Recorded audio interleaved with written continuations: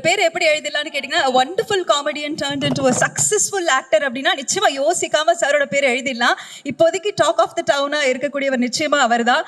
விடுதலை திரைப்படமாகட்டும், கருடன் ஆகட்டும், இப்போ கொட்டுக்காளி, அதை பத்தி தான் எல்லாருமே எல்லா இடத்துலயும் பேசிட்டு இருக்காங்க. விடுதலை 2க்காகவும் காத்துட்டு இருக்கோம். ஆக்டர் சூரி அவர்களை அன்புடன் மேடைக்கு அழைக்கிறோம்.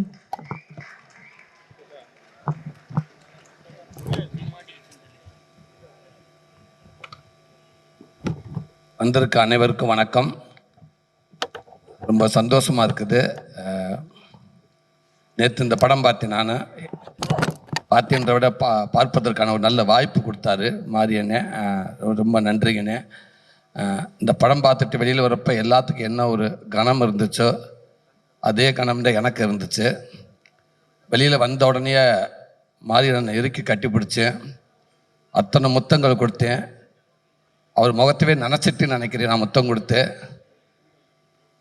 நான் இருக்க கட்டி பிடிச்சது எந்த அளவுக்கு கட்டி பிடிச்சி எனக்கு தெரியலை. கண்டிப்பாக என்னோட கை தடம் அவர் மேலே பதிஞ்சிருக்குன்னு நினைக்கிறேன். அந்த அளவுக்கு எனக்கு இந்த படம் பிடிச்சிருந்துச்சு. படம் பிடிச்சது அப்படின்றத விட மிஸ்கின் சொன்ன மாதிரி பாடம் தான். என் வாழ்க்கையிலையும் அது எல்லாத்தையுமே நான் பார்த்துருக்காது. கண்டிப்பாக எல்லார் வாழ்க்கையில் அது பார்த்ததுனால தான் ஒரு விஷயத்தை படம் பண்ண முடியும். சும்மா ஒருத்தர் மட்டும் ஒரு வாழ்க்கைக்குள்ளே இருந்த மட்டும் அது படமாக கொண்டு வந்துட முடியாது. எல்லார் வாழ்க்கைக்குள்ளே இது இருக்குது. நான் அதை பார்த்துருக்கேன். எல்லாரும் சொன்னாங்க இது முதல் படம் அப்படின்னு. அண்ணனுக்கு அவர் பண்ண வேண்டிய முதல் படம் அப்படின்னு. இது 4வது படம் அவர் பண்ணியிருக்கிற அந்த படத்துக்கான பெருமையாக இருக்கும்னு நான் நினைக்கிறேன். இது முதல் படமாக பண்ணியிருந்தாருன்னா மாது செல்வராஜன் நம்மளோட வாழை அப்படின்னு போயிருக்கும். எல்லாரும் பார்த்துருப்பாங்க, இல்லைன்னு சொல்ல நல்ல விதமாக எழுதியிருப்பாங்க. அதற்கு முன்னாடி 3 படங்கள் பண்ணி மாரி செல்வராஜன்னா யார் அப்படின்னு ஒரு மிகப்பெரிய ஒரு பதிவை பண்ணிட்டு இப்போ நான் பண்ணுற என்னோட முதல் பதிவை இது வரைக்கும் அடித்ததெல்லாம் சும்மா நான் அது போர் கிடையாது, செக்ஸு கிடையாது. இப்போ அடிக்கிற மாதிரி இதுதான்டா செக்ஸு அப்படின்னு நினச்சி அடிச்சிட மாதிரி இருக்குது இந்த படம்.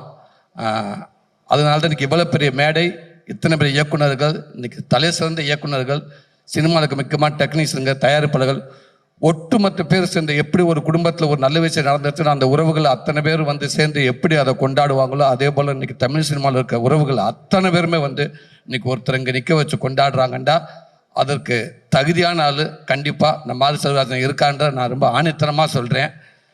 வாழ்த்துக்கள்ங்க. உங்களை பெற்றவங்களுக்கும் உங்கள் கூட இருந்த மற்றவங்க எல்லாருக்கும், உங்கள் குடும்ப உறுப்பினர்கள், உங்கள் மண்ணின் மைந்தர்கள், உங்கள் உறவு எல்லாரும் காலங்காலமாக சந்தோஷப்பட்டு ஒரு மலை மேலே ஏறி நின்று வான உயர கத்துறதுக்கான தகுதியான ஒரு படமாக இருக்குன்னு நினைக்கிறேனே. தகுதியான மனிதராக நீங்கள் இருப்பீங்கன்னு நினைக்கிறேனே. ரொம்ப சந்தோஷனே. அதே மாதிரி அந்த ஸ்கூலில் வந்து எனக்கு அந்த மாதிரி லைஃப் இருந்திருக்கு. நான் ஸ்கூலில் படிக்க போகல, சாரி, நீங்கள் டக்குன்னு பதற வேண்டாம்.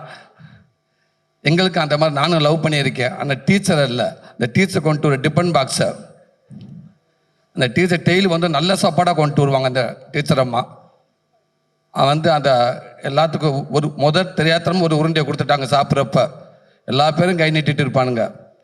நாங்களும் கை நீட்டிக்கிட்டே கொடுத்துட்டே இருப்பாங்க. ஓரளவுக்கு அந்த அவங்களுக்கு தேவையானவோ மற்ற எல்லாத்துக்கும் கொடுத்துருவாங்க. இப்போ பார்த்தாங்க என்ன வம்பா போச்சு. அதுக்கப்புறம் ஒரு ஸ்டேஜ் அந்த அம்மாவுக்கு சாப்பாடு இருக்கா, டீச்சருக்கு எல்லா சாப்பாடையும் கொடுத்துருவாங்க. டக்குன்னு ஒரு நாளைக்கு ஒரு ரூல்ஸ் போட்டாங்க. பார், இந்த நம்ம இதில் சொல்கிற மாதிரி எவன் கிளாஸில் ஃபஸ்ட்டு அவன் டான்ஸ் கிளாஸ் கலந்துக்கிறேன் அப்படின்ற மாதிரி எவன் 1லேருந்து 5க்குள்ள நல்ல மார்க் எடுக்கிறான்னு அவனுக்கு மட்டும்தான் உருண்டை அப்படின்ட்டாங்க. அதுக்கப்புறம் நமக்கு உருண்டைக்கு ரொம்ப தூரமாகிடுச்சு, சாப்பாடு ரொம்ப தூரமாகிடுச்சு. அப்புறம் டிஃபன் பாக்ஸ் திருட ஆரம்பிச்சிட்டா சேர்ந்து. இதுக்கப்புறம் அந்த அம்மா டீச்சர் டிஃபன் பாக்ஸை கொண்டு வரதே விட்டாங்க. ஸோ இந்த மாதிரி ஒரு நல்ல வேலைக்கு நல்ல பதிவான வேலைகள் தான் நாங்களாம் பண்ணியிருக்கோம். பரவாயில்ல. அந்த தம்பியாவது வந்து நான் வேலைக்கே போக மாட்டேன், என்னை பள்ளிக்கூடத்துக்கு அனுப்பு அப்படின்னு சொல்கிறாங்க. எனக்கு பள்ளிக்கூடத்தை தவிர எங்கே வேண்டாலும் போக நான் போகிறேன், என்னை தயவுசெய்து பள்ளிக்கூடத்துக்கு மட்டும் நான் அனுப்பிடாதுன்னு நான் அடம் பிடிச்சிருக்கேன். இன்னைக்கு அதை அவ்வளோ அழகாக அவ்வளோ சுவாரஸ்யமாக சூப்பராக சொல்லி ரசிக்க வச்சு சிந்திக்க வச்சு அப்படியே கொஞ்சமாக வந்து அப்படியே வந்து நம்ம வாழ்க்கைக்குள்ள தள்ளினீங்க பாருங்க. நடக்கக்கூடாத ஒரு சம்பவம் நடந்து இவ்வளோ இன்னல்ல இருந்து ஒரு மனுஷன் இவ்வளோ தூரம் கடந்து வந்து இன்னைக்கு வந்து நின்றக்கான்றப்ப கும்பிடுவதற்கு கைகள் பத்தாதுனே. உண்மைக்கேனே அத்தனை கைகள் இருந்து அவ்வளோ கும்பிடணும்னே. எவ்வளோ கஷ்டம் தாண்டி வந்திருக்கீங்க. ரொம்ப பெருமையாக இருக்குண்ணே, ரொம்ப சந்தோஷமாக இருக்குதுண்ணே. இந்த படத்தில் ஒர்க் பண்ண அத்தனை பேருக்கும் சரி, சந்தோஷ் நாராயணனே வாழ்த்துக்கண்ணே. ரொம்ப சிறப்பாக பண்ணியிருந்தீங்கண்ணே. நிறைய இடத்துல ரொம்ப பிரமாதமாக பண்ணியிருந்தீங்கண்ணே. அதே இடத்துல தேனி ஈஸ்வரண்ணே, நான் வெண்ணிலா கபடிக்குள்ளே பண்ணுறப்போ முதல் கேமராமேன் நான் சினிமாவில் நான் அவரை பார்த்தது அவ்வளோ அற்புதமாக இருந்துச்சுண்ணே. சொல்லிக்கிட்டே போகிறேண்ணே, அவ்வளோ ஷார்ட்னேன், அவ்வளோ ஷார்ட் இருக்கு. இந்த படத்தை ஆரம்பித்த எண்டு வரைக்கும் நான் சொல்லிக்கிட்டே போயிடுவேன். ஏன்னா இந்த மாதிரி படங்களும் நான் சொல்ல முடியும். கௌதம் வாசுதேவன் சார் மாதிரி படங்களை என்னால் சொல்ல முடியாது. ஏன்டா அதில் வந்து அந்த ஒரு ஸ்டைல் வேறு. ஆமாம், அதுக்கு எனக்கு ரொம்ப தூரமாக இருக்கணும்.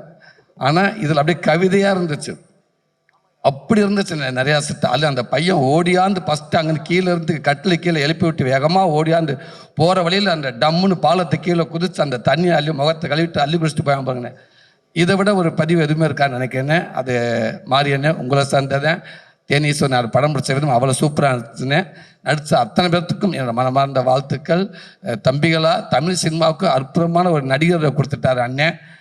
அந்த செல்ல குட்டிகளுக்கு, கட்டி பெத்தார்களுக்கு, தங்க பெத்தார்களுக்கு மனமார்ந்த வாழ்த்துக்கள். எல்லாத்துக்கும் நன்றி. நன்றி.